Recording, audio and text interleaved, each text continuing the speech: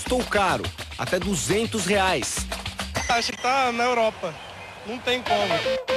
Mas não foi o preço o maior motivo da falta de torcedores. É uma pelada de amigos quase, os caras moram longe, se reúnem de vez em quando, não importa o futebol bom que jogue, né? É uma vergonha, os caras não demonstram vontade nenhuma. Tô cheio de dinheiro no bolso e não tô nem aí pra seleção.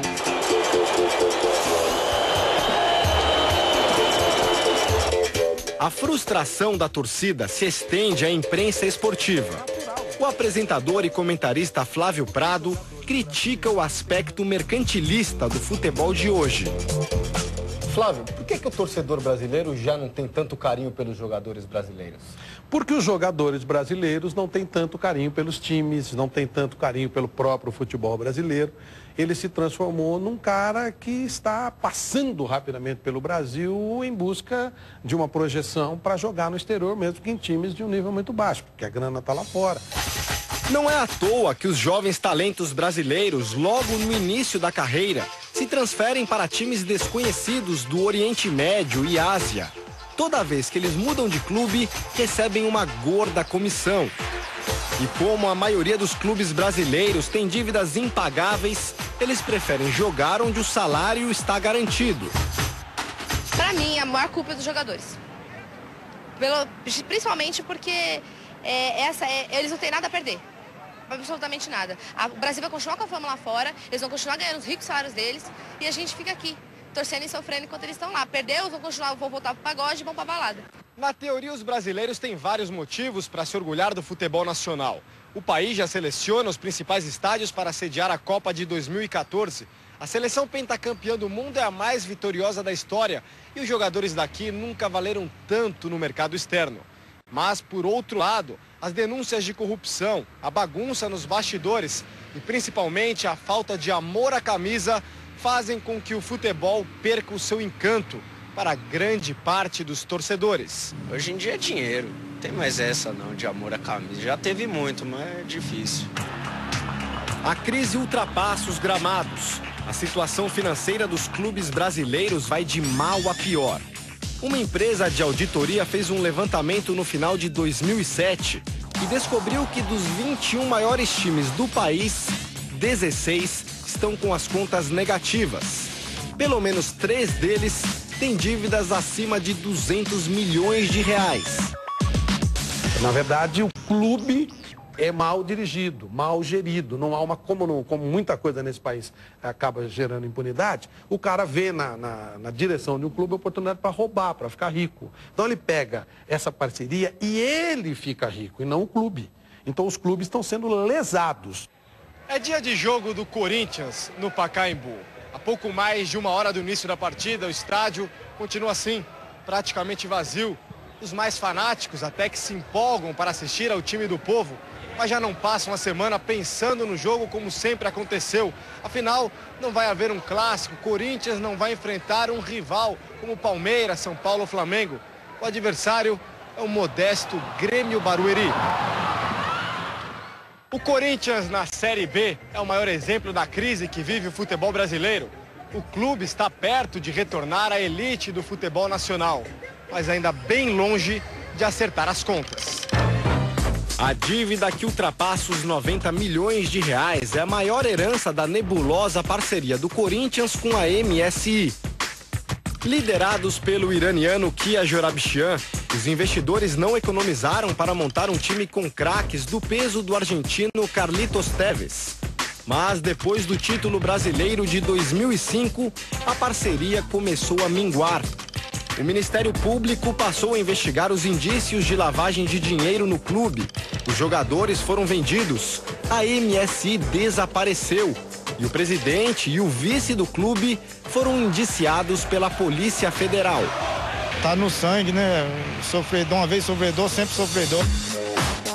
A degradação do futebol brasileiro pode ser medida também pela audiência dos jogos na TV. Há 4 anos, um jogo da seleção atingia, em média, até 44 pontos de audiência em todo o país. Hoje, essa audiência não passa de 34 pontos. Isso significa quase 5 milhões e 600 mil telespectadores a menos. É como se 62 maracanãs lotados deixassem de acompanhar o futebol pela televisão. E os índices de audiência não param de cair também nas transmissões do Campeonato Brasileiro. Falta de vontade, né? É uma vontade dos caras. Tão ruim pra caramba. Só porque tem grana no bolso não quer jogar mais nada. O Brasil hoje, ninguém respeita mais. Não respeita por quê? Porque o time joga sem amor, sem vontade, não é um time determinado, é um time mal escalado.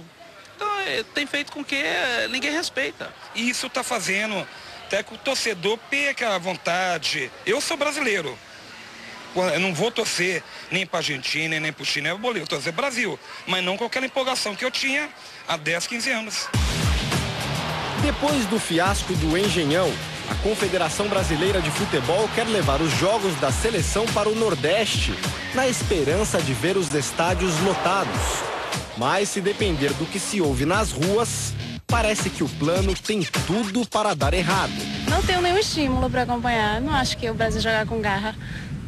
Aí perde totalmente o interesse. O problema é que com esse baixo nível do futebol, você vai fechando o mercado. Então você vai jogar em Salvador, que é uma delícia, o público é legal, faz porcaria, fechou o mercado. Aí você vai para Recife, a mesma coisa. Aí você vai para Natal, você vai fechando o mercado, que é o que está acontecendo com a seleção. O investimento em publicidade no esporte também reflete a falência do futebol brasileiro. Muitas empresas perderam o interesse em ter os nomes estampados nas camisas dos clubes porque o retorno não é o esperado.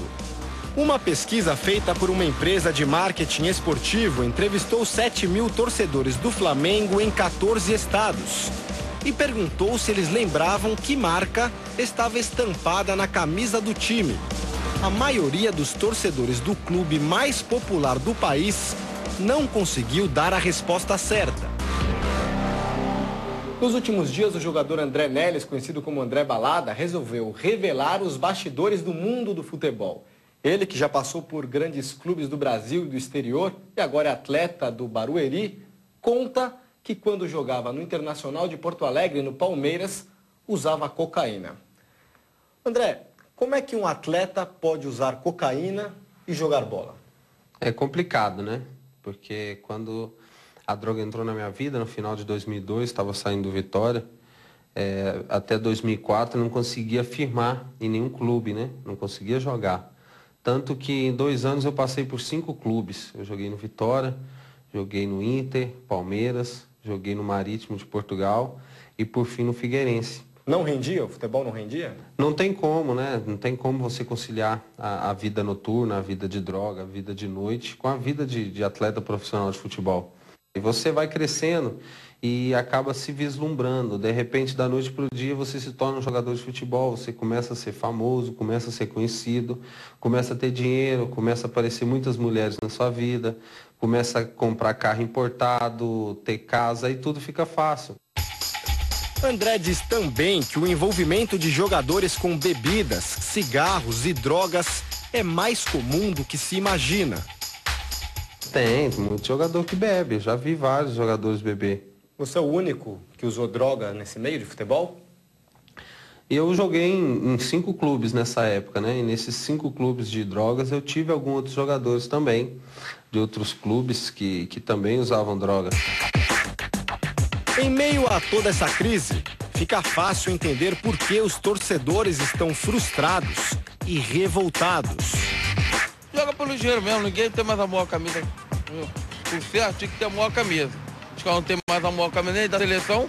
Desistiu. Esse pessoal não merece que eu perca tempo nem memória com o futebol.